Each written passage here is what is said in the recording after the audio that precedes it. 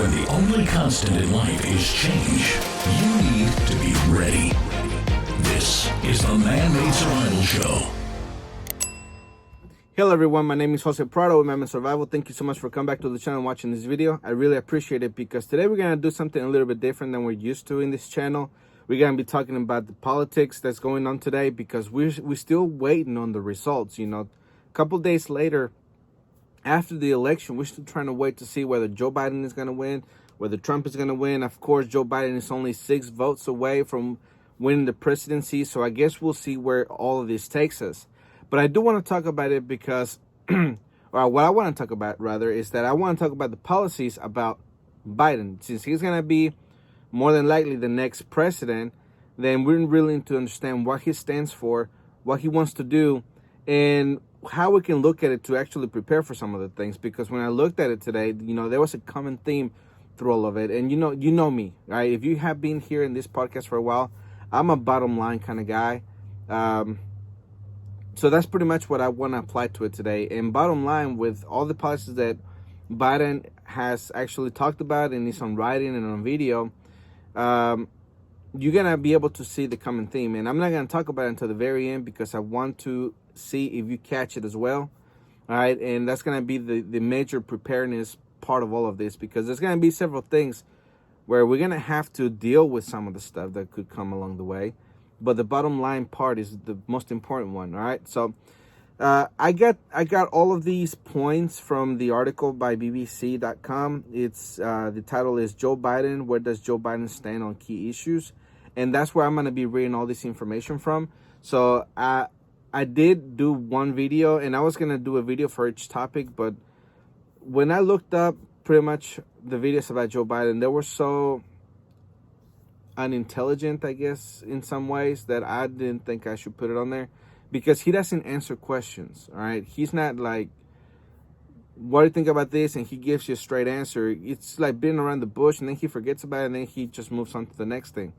So that's why I couldn't just pull up a video. And you know, all those videos that you find on YouTube and other places like that, where they do support Biden, they're very curated, and they're very heavily edited to where you can actually see what he's talking about, but it's still not a straight answer. That's what I'm trying to get to. But anyways, before I get into all of this, I do want to remind you that this podcast is sponsored by my store, ManMadeSurvivalStore.com. You can go on there and you can find everything you're gonna need for preparedness, whether it's you trying to prepare for an EMP, a nuclear disaster, or maybe just trying to find the perfect gift for this holiday season. You can find it on there, and I would really appreciate if you can make a purchase, because that really helps us out here in this podcast, and you know, it helps us grow. And also, I would like to remind you that I'm giving away a book for free. It's Preppers Secrete Cache. You can go to www.prepperssecretcache.com, and you can just click the link below, and it'll take you to the site where you can fill out your information, and we will send to you absolutely free. But I do want to tell you that we need your help with the shipping. The book retails for $24.99 and the shipping is $9.99, so you are getting it for free. You know, there's some people who are actually getting multiple copies and they're giving them away, which I'm very thankful for, and I want to thank everyone who has done that. I really do appreciate it. All right, and also, please share this with your friends and family. We're still trying to get to the 1,000 subscribers here on YouTube, but we're also trying to get more subscribers on all the other platforms, whether you're listening to this on the Apple Podcasts, iHeartRadio, speaker platform, whatever it is, or if you're listening to this on Brighteon, I would really appreciate it if you can help us out by subscribing to the channel and share this with your friends and family. All right, so let's get into all of this. All right, I don't expect this video to go very long at all, although some of the things, there's a little bit of reading on here, so I don't want to bore you with all the details. So I did try to cut it down as much as I could to just get into the point of all of this. All right, so the first one I was able to get a video out of it, and it was from the debate between Trump and Biden. And the first part of this, you know, the first issue that this article is talking about is COVID-19. Joe Biden wants to do a national test and trace program, and this is what he had to say on that debate. Here it is. Once we get our federal, state, and local governments working together, once there's universal masking, enough PPE and testing to go around, science-backed guidance to help us make the right decisions. Then we can get our kids back to school safely, our businesses growing, and our economy running again without wasting another minute. As I said last night, I'm not going to shut down the economy. I'm not going to shut down the country. I'm going to shut down the virus. The vaccine must be free and freely available to everyone. This is just not one more reason why it's so despicable that Donald Trump is fighting in the middle of a pandemic to get the U.S. Supreme Court to strike down the entire Affordable Care Act, which I worked so damn hard to get the votes for. Under the ACA, insurers are required to cover recommended vaccines for free. So overturning the ACA would mean people have to pay to get COVID-19 vaccine. That's wrong. Very, very wrong. Throughout all this, yes, Mr. President, I'll listen to the scientists and I'll empower them. All right, so pretty cut and dry right there, and I do apologize. I was mistaken. I thought it was a clip from the debate, but no, it was just when he was giving a press conference or something like that. Anyways, the point is that he talked about some stuff that I want to point out. All right, what I want to start with is when he talked about empowering the physicians or the doctors, whatever. And in this case, I'm pretty sure he's talking about Fauci, and we do know Fauci has come out himself and said that he would love to see more social distancing, everyone have a mask, so, a national mask mandate. And not only that, but also he would like to have another lockdown.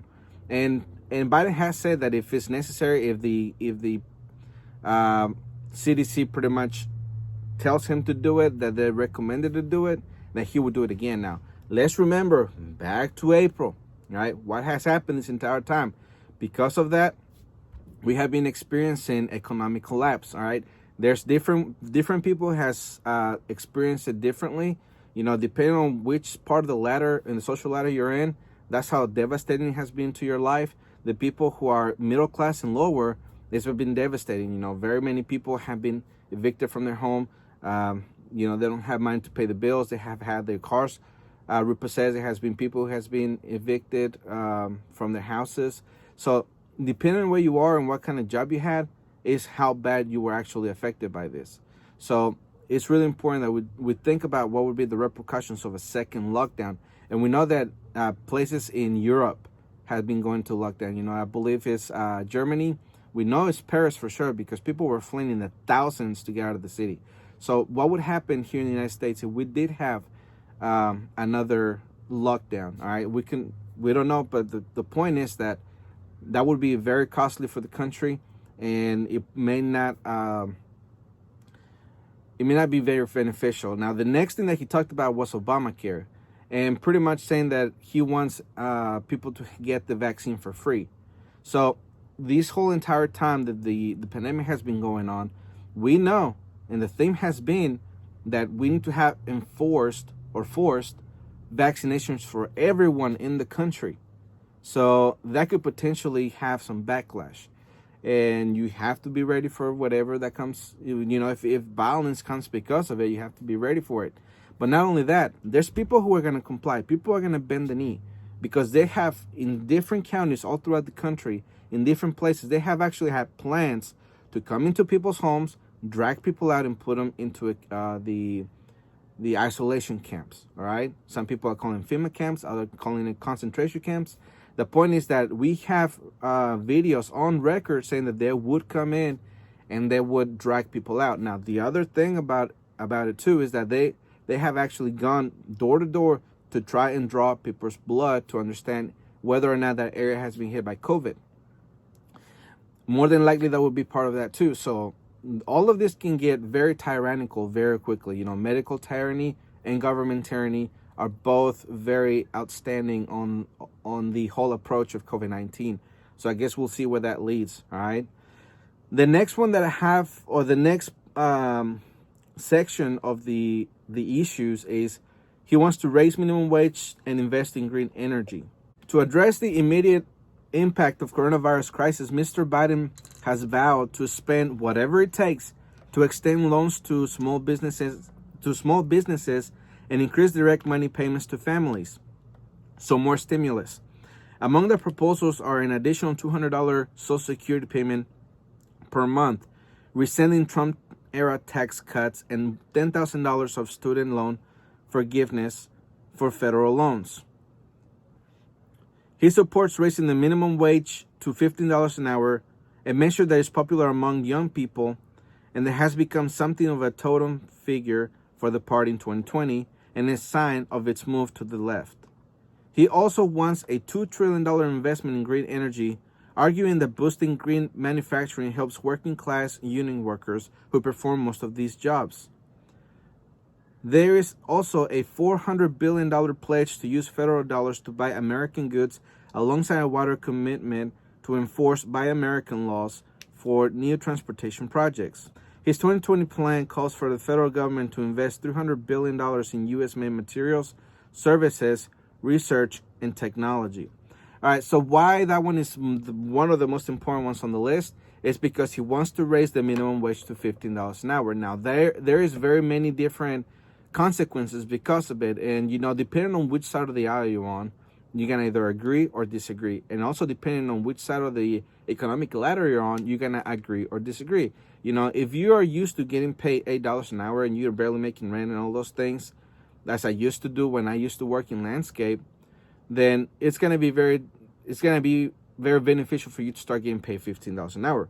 However, there are consequences to all of that, which is something that the right has always pointed out. Now, for as far as a business is concerned, if let's say I have a landscaping company, as I used to work in one when I was younger, I had just gotten married and that was pretty much my first job, and I already had a kid on the way.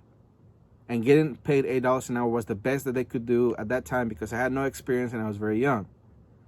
So $8 an hour, that means that they had, that company had several employees. They had a good bit of employees. Now, if they raised the minimum wage to 15 for one, they would have to eliminate all the jobs, pretty much half the jobs, right? Because now, instead of paying two people $8 an hour, which would be $16 an hour, now you have to pay one person $15 an hour. So that means that they will have to cut the one person, all right? And if they have an experience, guess who are they gonna cut first? They're gonna get rid of you very quickly. And the same thing can happen to fast food restaurants, like McDonald's and Chick-fil-A, places like that. And you already know that McDonald's has a very bad reputation as far as service is concerned. Everybody has seen the memes everywhere, and they're pretty funny and they're very accurate. And I used to be a manager at one of these McDonald's, so I know how it works on the inside. All right, and if you never worked, let me tell you how it kind of works. So I was responsible pretty much just for a shift, and I had to make sure the labor stay low. And pretty much what you do is you walk into the computer room, and then you look at the point where the labor is, and you couldn't go above it for so long. If you did, you had to send people home. All right, and if you were below it, then you can let people stay. It all depended on how busy the store was at the time. But at any moment where the busy was not busy at all, you had to send people home. Now, they already run very crappy with low amounts of people. All right, they cannot hold people. They can only hold about students where I live, because for one, they don't pay very great, and two, the service is terrible. So now if you have to raise everyone's minimum wage, because McDonald's does pay $7.25, $8 an hour, $9 an hour. So let's say you did have to raise the minimum wage on McDonald's at $15 an hour, guess what would happen? They would have to run on an even smaller skeleton crew, and the service would be even worse, all right? And McDonald's is known for that. Now, let's say Chick-fil-A and places like that. Chick-fil-A, they have a lot of people inside. I mean, Chick-fil-A is always being known for having great service. People get in and out very quickly. Everything's always accurate. And the reason is because they always have a lot of people inside. I don't know if you've ever been inside. All right, they have people in the parking lot, not only taking orders, but also taking payments and giving out food on the outside, as far as the pandemic has been happening. And on the inside, they have a lot of people servicing people on the inside, and they have a lot of people servicing in the kitchen. So they have an effective service, but if they had to raise everyone's minimum wage to $15 an hour, I mean, they could possibly afford it. You know, these companies, they make a lot of money, but we know that the people who run them are pretty greedy, so they're not going to do that, all right? And they're just going to fire people in order to bring down costs. So that means that the entire Chick-fil-A, crew would also get cut in half. Now, would they still maintain a great service? Probably not. So those are the things that we have to consider when we talk about raising the minimum wage. Now, as a company, that means that you could also potentially close because you don't have enough people. You cannot afford, to run a store. You cannot afford to really do many things because now you have less people because you're paying more. That means they're going to be paying more in taxes. Everyone's taxes are going to get raised that way. All right. Now, he wants to spend $2 trillion to invest in green energy. And he is urging that boosting green manufacturing helps working class union workers who perform most of these jobs. All right. So $2 trillion to help people with that. And then he also wants to pledge another $400 billion to buy American goods, and he wants to spend another $300 billion for U.S. made material services and research and technology. So he wants to do all of that, raising the minimum wage and trying to do, I guess, the Green New Deal. The next section that they have here, the next issue is criminal justice reform grants for minority communities. In the wake of the race protests that have gripped the United States this year, he said he believed that racism exists in the U.S. and must be dealt with through broad economic and social programs to support minorities. And a pillar of his Build Back program is to create business support to minorities through a $30 billion investment fund. Mr. Biden has now proposed policies to reduce incarceration, address race, gender, and income-based disparities in the justice system, and rehabilitate released prisoners. He would not create a $20 billion grant program to incentivize states to invest in incarceration reduction efforts, eliminate mandatory minimum sentences, decriminalize marijuana and expunge prior cannabis convictions, and end the death penalty. However, he has rejected calls to defund police, saying resources should instead be tied to maintaining standards. He argues that some funding for police should be redirected to social services like mental health, and calls for a $300 million investment into community policing programs. All right, so that one I have to say is not very bad, but there's a lot of money being spent. $30 billion investment fund, another $20 billion grant program for incentives for the states, and another $300 million investment on community policing programs. All right, so decriminalizing the marijuana would actually be a good thing for a lot of people in the inner city. And, would that have a big effect? Probably. I guess we'll have to see. So, in my opinion, that one is not too bad. All right, so the next one is climate change. And, of course, there's a lot of things going on with climate change. A lot of conspiracy, a lot of data, a lot of opinions, a lot of everything.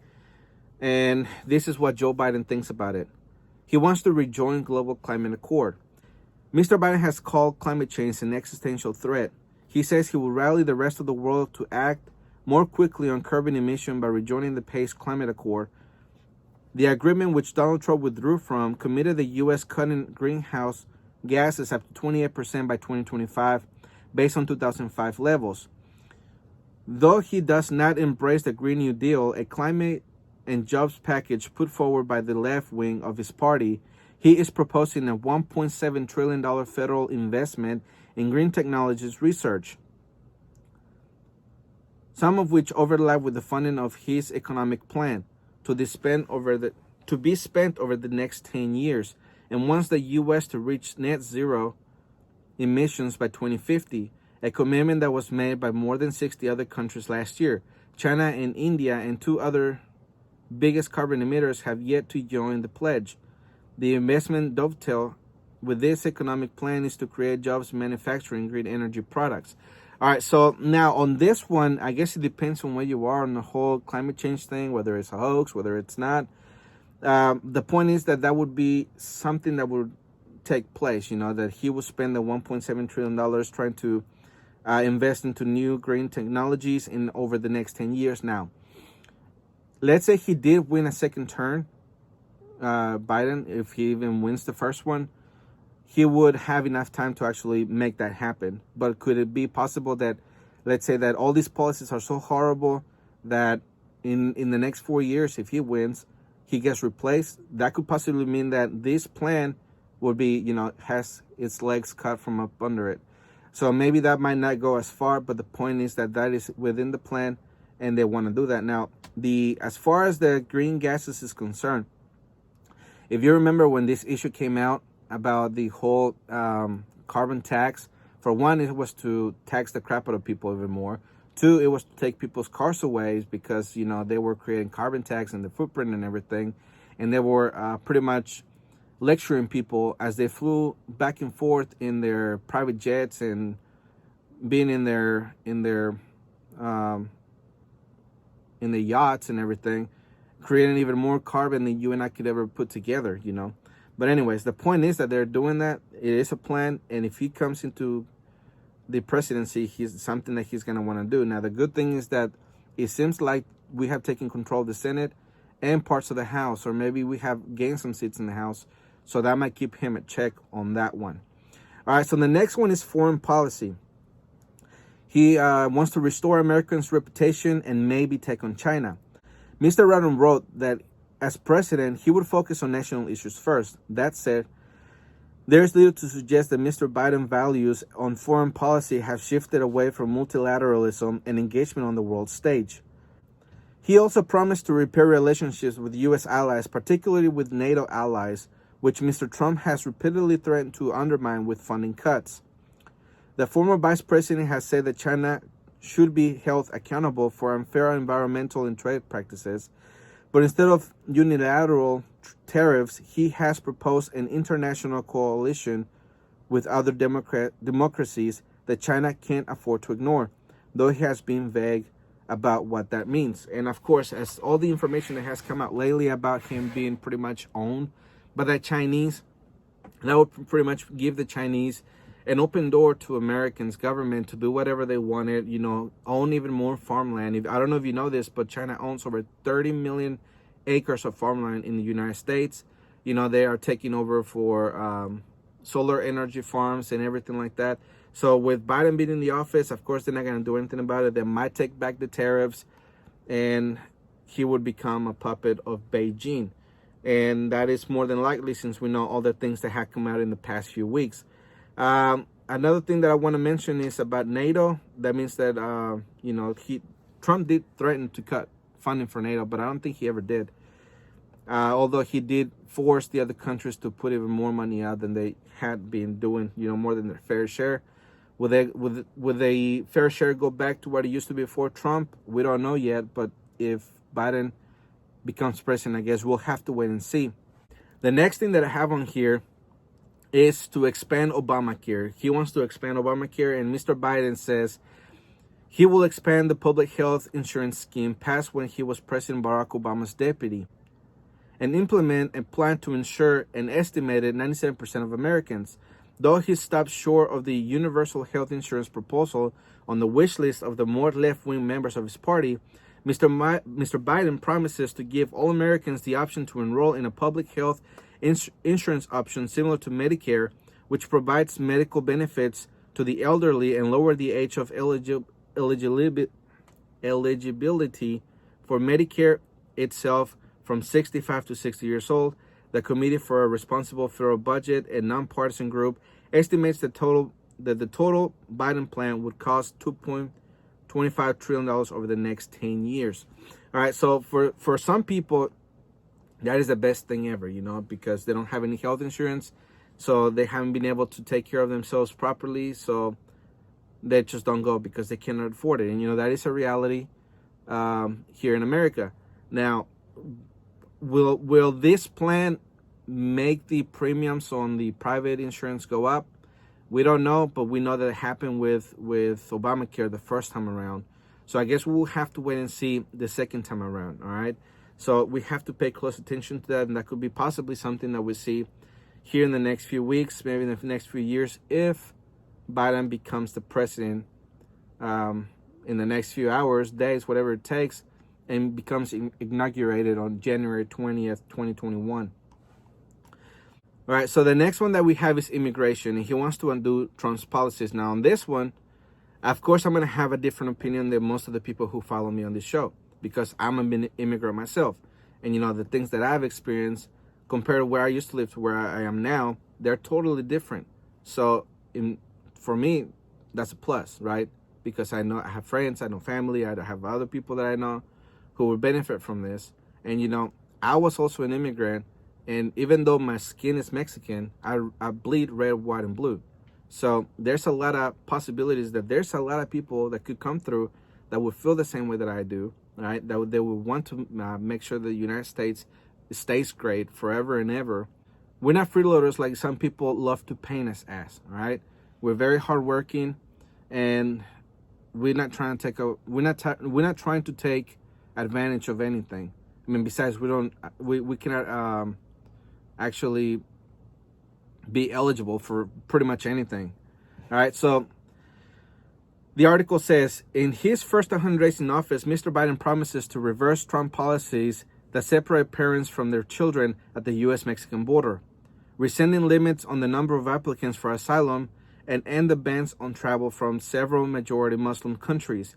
He also promises to protect the dreamers, people brought illegally to the U.S. as children who were permitted to stay under an Obama-era policy, as well as ensure that they are eligible for federal student aid. All right, and one thing that I want to mention now that I think about it, all right, there's something that is always said on the right, that these people have to come here legally, that they have to go through the process before they enter the country. Now, for those of you who do not understand how it works and what happens is that if we barely have any money to eat, all right, we barely have any money to keep a roof over our head, how in the world are we going to pay the expensive fees to apply for a visa? How are we going to prove the government that we're not going to stay over there, or we're not going to overstay our visa when we have nothing to show? All right, what they want is bank accounts, any properties that you may have, things that are going to indicate that you will go back because you have a life there. All right, people like me who did not have anything, coming over here to this country, well, that was all we had. We sold everything that we had and we came here. All right, and then through the process, that's how we became legal. So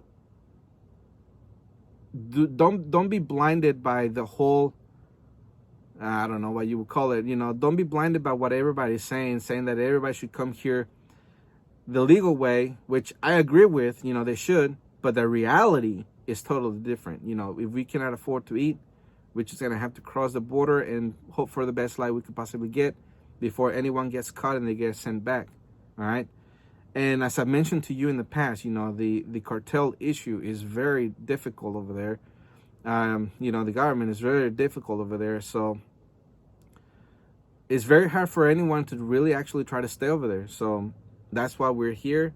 That's why we try to come. And the ones who are successful, who have a successful story of becoming legal and becoming residents and be naturalized like I am, then that's a successful story for us. That's something that a lot of people shoot for. And there's a lot of people being denied every single day to come here legally. All right, because when I was going through the process and I was, listening to all the people that were being rejected that were right in front of me, I thought I was going to be rejected too. But thank God that I was not. So I give all the praise and glory to Jesus Christ on that one. All right, so anyways, moving on to the next one. Or actually the last one is education. He wants to do universal preschool and he wants to expand free college. In a notable shift to the left, he has endorsed several big pieces of education policy that has become popular within the party. Student loan debt forgiveness, expansion of tuition-free colleges, and universal preschool access. This would be paid using money gained back from withdrawing the Trump era tax cuts. All right, so now that we're at the end of it, I hope you pretty much got, what would you call it, the entire theme of all of this. What is the bottom line? All right, what is the bottom line that you understood from the entire talking points or all these issues that Trump stands for? Biden stands for. The main thing that I get as a bottom line issue is that all of this will cost incredible amounts of money. When you add all of this up, all right, when you add the $2 trillion for energy and everything else, all the little numbers that were out there, which were all in the billions of dollars with pledges and grants, all of that comes really close to $5 trillion. And remember, we have $27 trillion in debt right now. Add those $5 trillion to the pot. Not only that, if they do pass the stimulus here in the next few weeks, that's another $2-3 trillion into it. That's another $8 trillion. And if they do continue to give direct payments to American families, like it said in the article, then that would be at $3 trillion every month, every other week, every year. I mean, what would it be? They are talking about a universal income. I guess that's what it's called. But anyways, the point is that all of this is going to cost a lot of money. Now, the college too, college being free, all the loan. Oh yeah, that's the other point that I was thinking about. The student debt forgiveness. Right now, the student debt is over $1 trillion. Right, and now with all this COVID money printing and everything, I mean, why not just throw it to the pot, right? Let it just be printed into forgiveness, and let people have a good life for however long it lasts. I mean, how much longer can we go printing millions and trillions of dollars out of thin air without any consequences? How long can we go? If you remember in the previous podcast, I talked about how that was projected in between 2020 and 2030, the price of food will go up 400%. But now, with all of this money being put into it, and hyperinflation suddenly hits, probably in less than 10 years, all of this inflation is not going to only be in the food sector. It's going to be on the private sector. It's going to be on on mortgages, on rents, on car payments. It's going to be everywhere. We're going to look like Venezuela. And one of the things that I want to point out about the minimum wage, now that I think about it, is that Venezuela has a minimum wage too. Their minimum wage is $400,000. But you know how much those $400,000 is worth? Less than $1. All right? 400,000 bolivares, which is 400,000 of their dollars. When they try to bring it to the United States and they convert it into dollars, they will only get a couple cents. Not even a full dollar. So that's why it's important for us to really understand what he is standing for and what he wants to do, because he might help a lot of people in the short run, but in the long run, it's going to cost us a lot. All right. So the preparedness for all of this is an economic collapse, as I've been saying in the previous podcast. Yes, we would have to really deal with the little things that come here and there, the more annoying things like the Paris Accord, increasing the taxes, all of that stuff. He's saying that he wants to pretty much fund a bunch of stuff with the Trump's, with taking away the tax cuts, pretty much raising everyone's taxes, because that's the only way to really pay for things. And as I showed in the previous podcast, also that Chicago or Illinois, they're having I think it is Chicago. Anyways, they're having a very difficult time running the city because they're in $46 billion in debt. And you know what's happening? They're raising taxes on property tax and other things. They're laying off a bunch of people, and they're not filling the positions that are vacant right now.